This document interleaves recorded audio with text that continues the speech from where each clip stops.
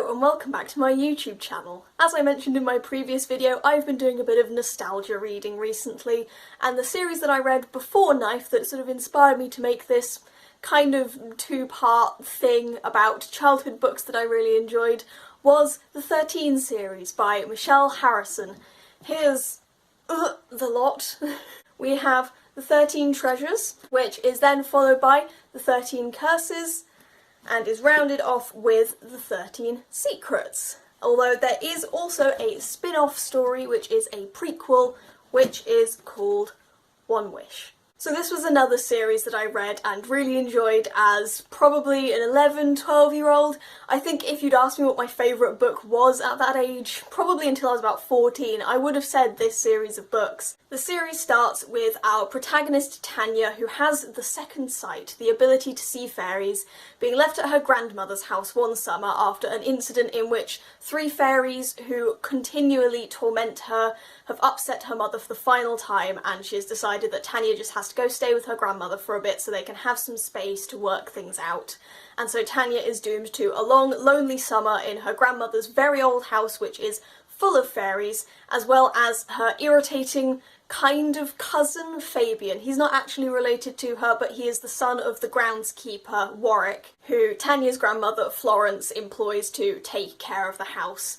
But during her stay at the house, Tanya starts to pick up on some weird vibes about the house. She sees a newspaper clipping about a girl named Morwenna Bloom who went missing in the forest next to the house about 50 years ago, and I'm doing so good at explaining this. And at the same time she notices there are noises in the house at night and things keep kind of going missing until the point at which she realises that the secret tunnels that she and Fabian have been told definitely don't exist in the house very much do exist, and not only that, but there is someone living in them. So as Tanya wrangles with just existing in a house full of fairies, she also tries to get to the bottom of the disappearance of Morwenna Bloom with a bit of Fabian's help, and also ends up meeting a girl named Red, who, spoiler alert, is the person living in the secret tunnel. I feel like it's not a huge spoiler, and to be honest, I need to tell you that in order to talk about the rest of the series, because Red plays a pretty integral part. So book 1 is very focused on Tanya as a character. Tanya is a 12-year-old girl. She's fairly normal apart from her ability to see fairies, and it kind of follows as a much more character-driven story because of that.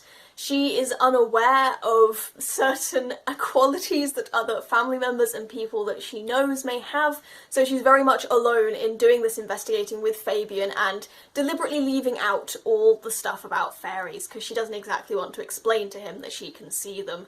So it's pretty interesting. I must admit, while I was rereading it, I was still very much enjoying it. I could remember a pretty hefty amount of the plot, even though it's probably been, I don't know, well over 5 years since I last read this. But there were enough things that I still didn't remember that I could very much enjoy this. There is a lot of back and forth with Tanya and Fabian. They really don't get on very well at first, but they quickly find solid allies in each other, and it's quite nice. I very much like it. Red ultimately comes across as the most interesting character, which is a little bit of a shame considering the story is very much focused on Tanya, and yet there is this really interesting character who is seemingly very secondary to the plot. But it's a solid book, and to be honest, I think it sets up a series quite well. It could be a standalone, but it is very much helped by the fact that there are books coming after this. Book 2 picks up pretty soon after the end of the 13 Treasures.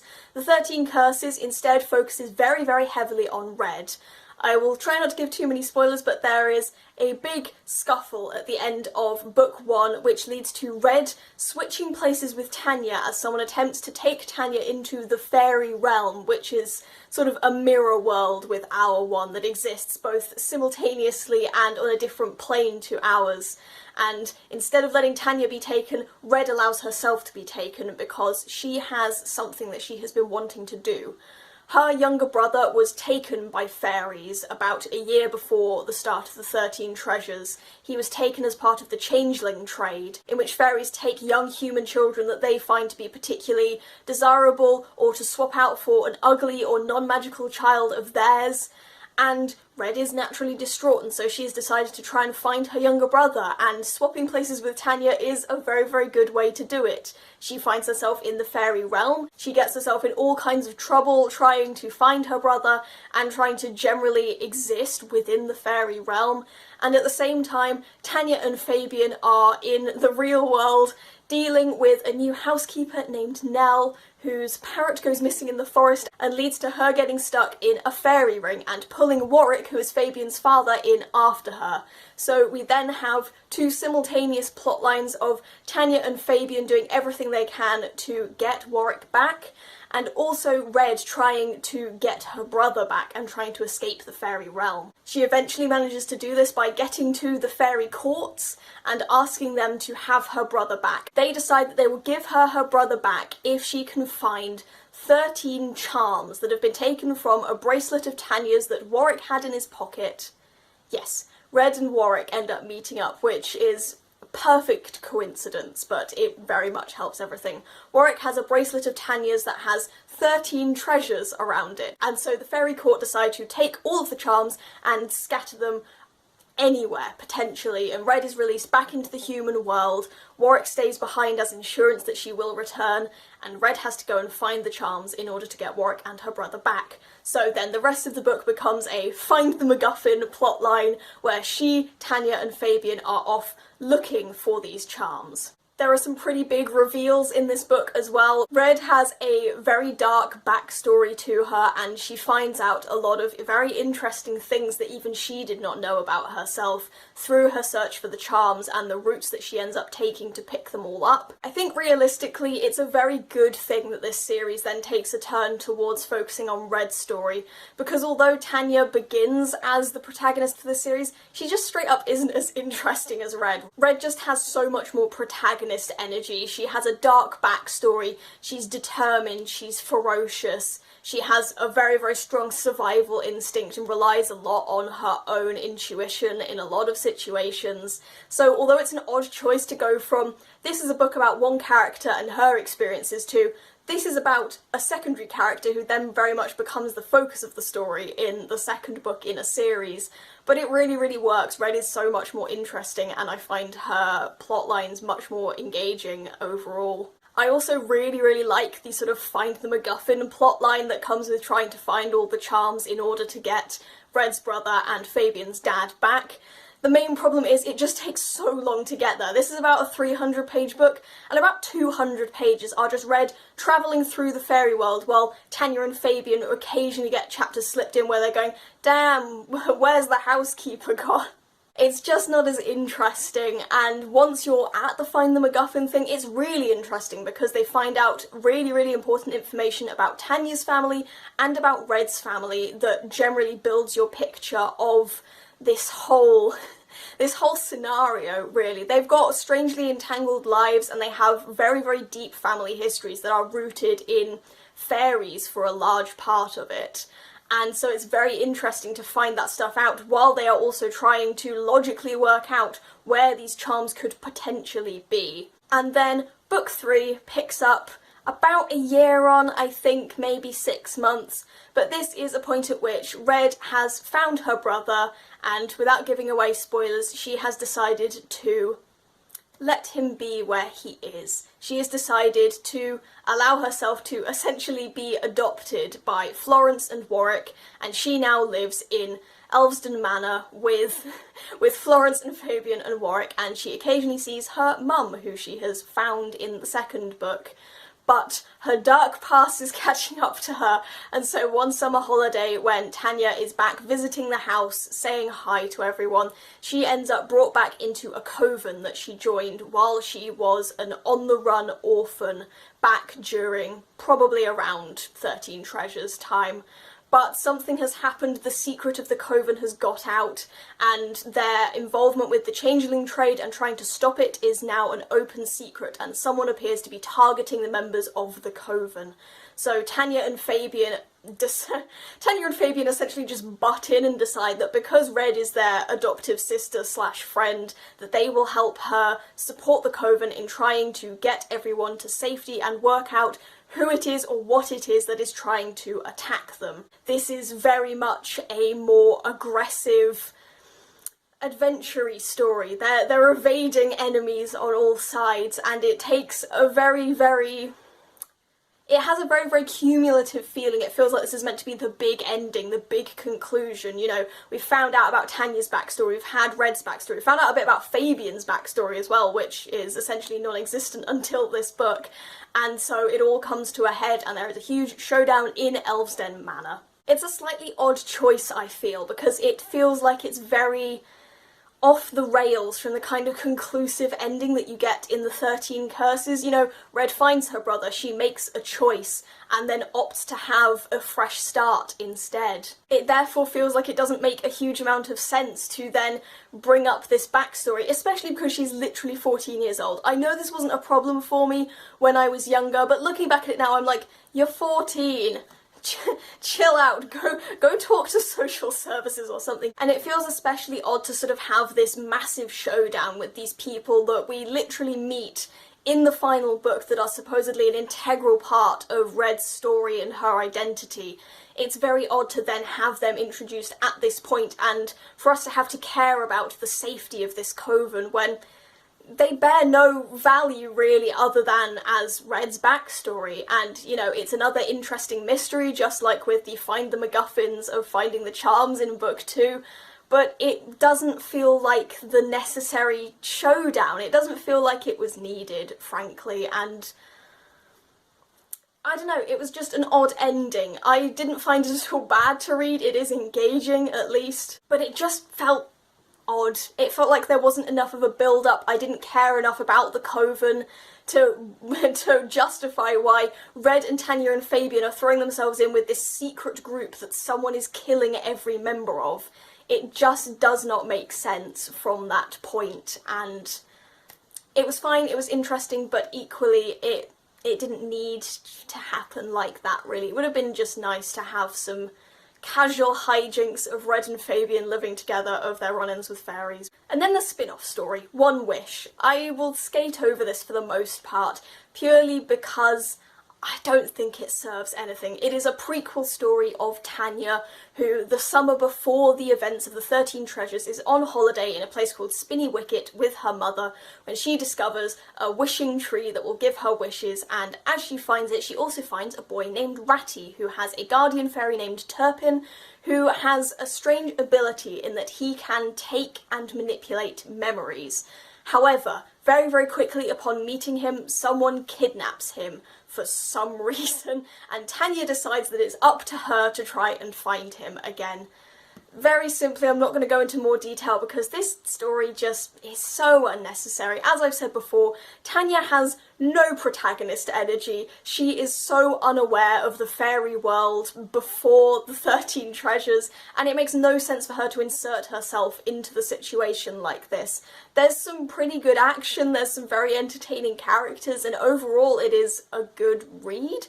But it just does not feel necessary. No one needed a prequel story for Tanya, especially not because a lot of the things that get revealed in this book, like how to deal with fairies that Ratty teaches her because she's never met someone with the second sight before, is redundant because you know how the author makes sure that this prequel story can't mess with the continuity of the other series? She has Ratty wipe Tanya's memory at the very end of the book, with her consent, but it feels so weak to me. I know when I read this for the first time I thought, oh my god, this is such a genius situation, this is such a carefully thought out way to make sure it doesn't spoil the continuity, but reading it now I'm just like, this is the equivalent of the "and then I woke up" ending that everyone uses when they have to write creatively at GCSE. It's so hard to be invested in Tanya and Ratty's friendship when you know that it'll have to be erased because of the 13 Treasures series. Because even if Ratty didn't have the ability to take away her memories, you know there has to be some reason why it bears no impact on the future stories. So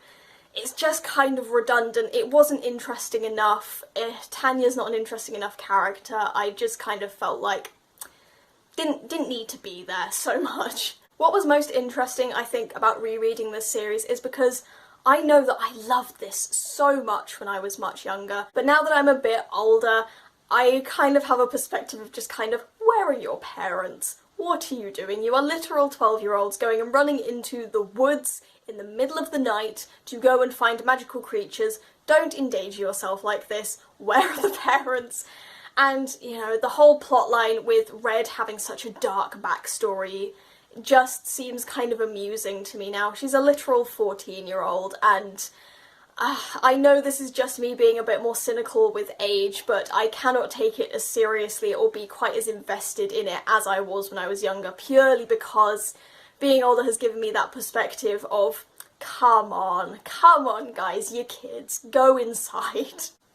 But then again, I know when I read it as a kid, I found it so relatable. I was there going, thank God they're not making the 12-year-olds literal wimps. Thank God they're giving them some personality and some passion and determination.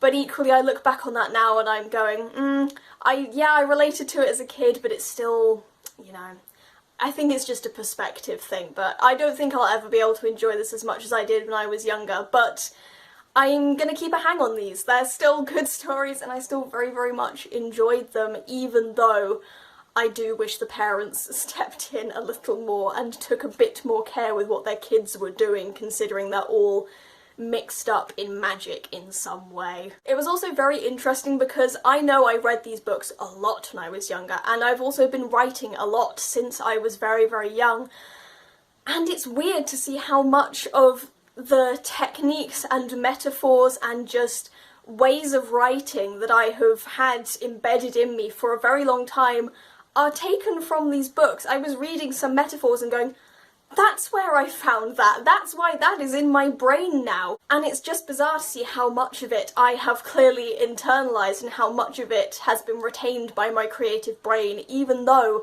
it's been like 5 years since I read these books and I had no idea how much of my writerly technique and awareness had been derived from these books. But it was quite cool, to be honest. I don't feel bad about it at all. It's not magpieing or anything, but ultimately we are all just made up of the things that we ingest and read and surround ourselves with, so I didn't feel at all bad for the fact that this has clearly had a significant impact on my writing.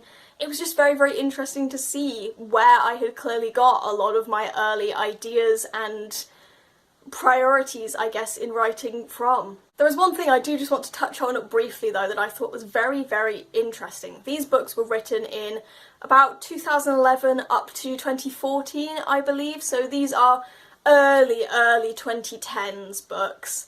And the use of racial language I found was interesting. Obviously it wasn't good, but I found it interesting to note just how much our political correctness and our views of language have moved on. In One Wish, Tanya meets Ratty, who is described as looking like the G word for people of Roma origins. You know the word I mean, but it is used freely to describe him. There is also a witchy woman who lives in the forest near Elveston Manor that Tanya, Red and Fabian meet on numerous occasions, called Mad Morag. She is also described with this G word, and at the time of reading it when I was younger, that was just a way you described things and people. You could just use it as a descriptor and it wasn't considered wrong in any way. But of course now I look at it and I go, yikes, do not use that word to describe people. Also in the third book, I know at the time I thought it was incredibly racially diverse. As Red introduces the Coven, I'd say not well over, but roughly half of them are actually people of colour, which, yeah, for a kid's sort of fantasy magical realism blurred story in the early 2010s was quite impressive. However, again, they talk about a dark-skinned Asian man as looking oriental, which I'm saying it because I don't think it's a slur. I will check and I will bleep myself if it is. But, you know, still not a word you would use to describe anyone nowadays. And yeah, I just thought it was very interesting to observe how much our language had changed. I'm sure that the G word that was used was definitely already considered a slur by Roma people back then anyway, but it is just interesting how much our collective consciousness of that language has shifted just in the last 5 or 10 years. I just found it interesting, and to be honest, I'm sure that's the kind of thing they will change in future printings of the book. They will instead talk about them being of Roma descent. They will talk about their dark skin and dark eyes, not in the context of being like a G word, but in terms of it being an actual aspect of their race and their identity. It'd be a very simple thing to change in future printings, and I just found it interesting, if nothing else, that yeah, 12-year-old me didn't bat an eyelid at that word, but 19-year-old me sees what that word means and goes, do not use that to describe someone casually. But yeah, I thought this was a decent series of books. I think book 2 is probably my favourite out of the lot, and One Wish, I'm happy to get rid of that one now. That one has done its time, and I don't think I'm going to get any more enjoyment out of it.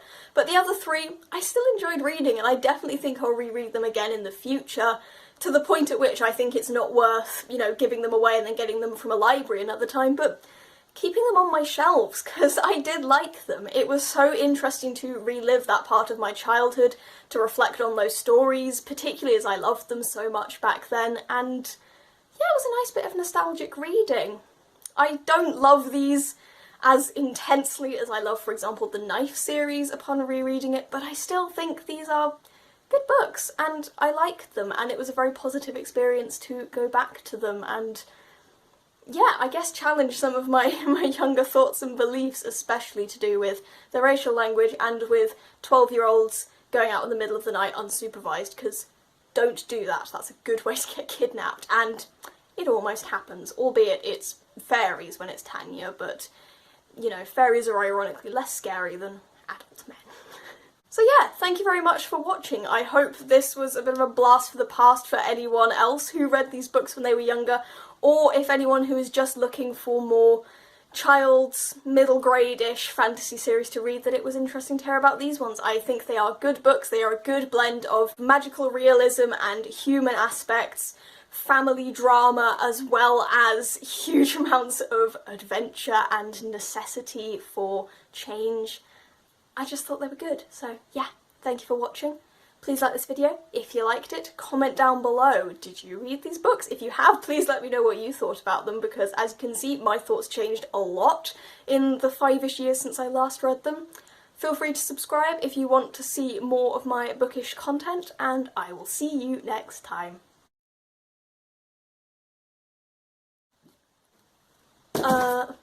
Shit. Books. Yikes.